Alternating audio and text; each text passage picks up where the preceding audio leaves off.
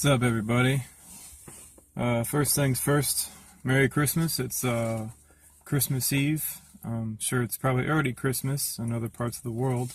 I live in Florida, so I hope people can handle the family drama as it pops up. Secondly, Baz, I don't want to work on the galaxy stuff yet. It's very, very, very difficult for me to imagine the size of a single galaxy and what kind of mechanism could be powering galaxy growth and birth. But I do know that's the future of science if they want to understand how elements are made and how radioactivity works. Birthing galaxies is where it's at. The stars, they're more dull, yeah, they're energetic compared to us, but a star versus a galaxy being born, two completely different processes as well. Hopefully other people can work on the galaxy stuff because, in all honesty, it's far, far, far too difficult for me to comprehend galaxy stuff. But I might work on it in the future.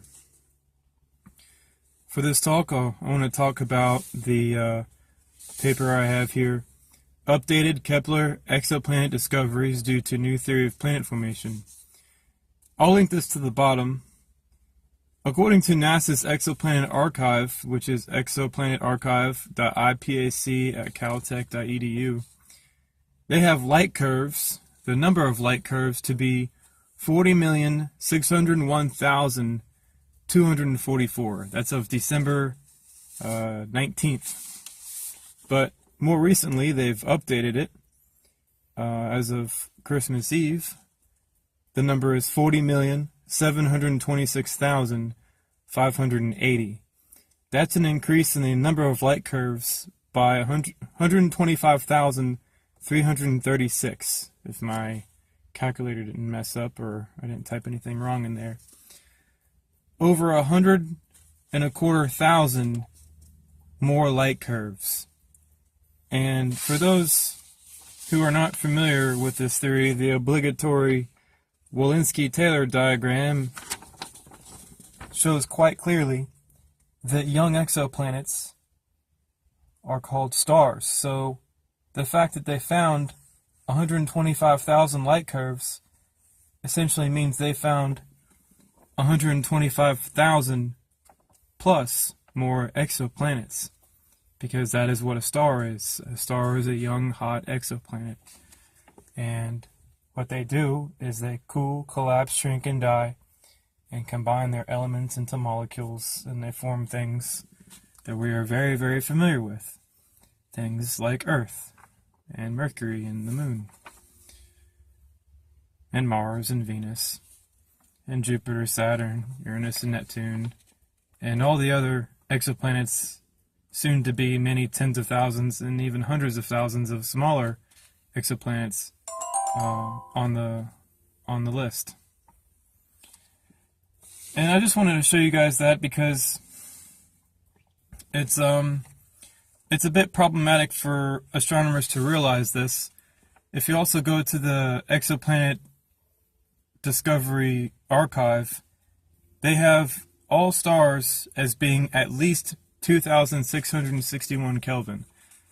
So 2,661 Kelvin would be about a red dwarf. So they have all stars as classified as up here, obviously. And they're not going to have anything colder than around 2,500 degrees Kelvin. But that's where the magic happens right there. When the star cools past the ability to shine in the visible spectrum. And that is also outlined in here by the radiation principle. And the radiation principle essentially says that the youngest exoplanets will emit strong, visible light. And that's how we know they're young. They're really energetic, they're really bright, they're really big. And cultural educations are what are preventing us from understanding this fact, is because we have them separated, star and planet. That's, the obligatory for people who are new to this channel. But anyways, I just wanted to point that out.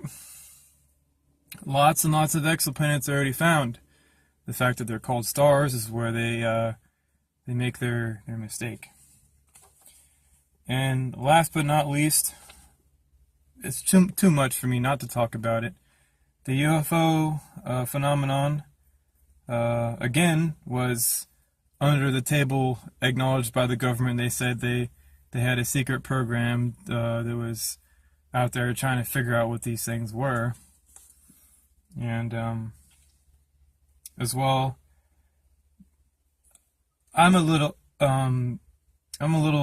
only problem with the alien and talking about it, the alien stuff, is that a lot of popular people out there and talk shows and podcasts and things like that, they say, well, if the aliens saw us, they would see us once and then they would take off because they would realize, we're a dumb species and we're very violent and, we kill ourselves on large scales all the time.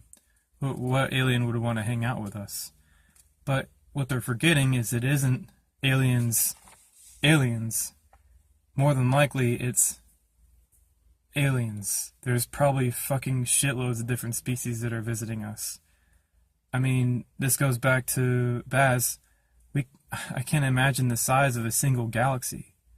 So to think how many hundreds of billions of evolved stars are out there with life on them as we know it, there are a lot of different people out there. And guaranteed it isn't just aliens. I bet you there's at least probably like 5,000 or excess of 10,000 different species visiting us. And we just happen to see the really visible craft. Some craft might not be able to be seen at all. Maybe their technology is far beyond even the Phoenix Lights technology. But I think I made this video long enough. I'll link both of these papers and the Exoplanet archive to the bottom of this video. Later, y'all.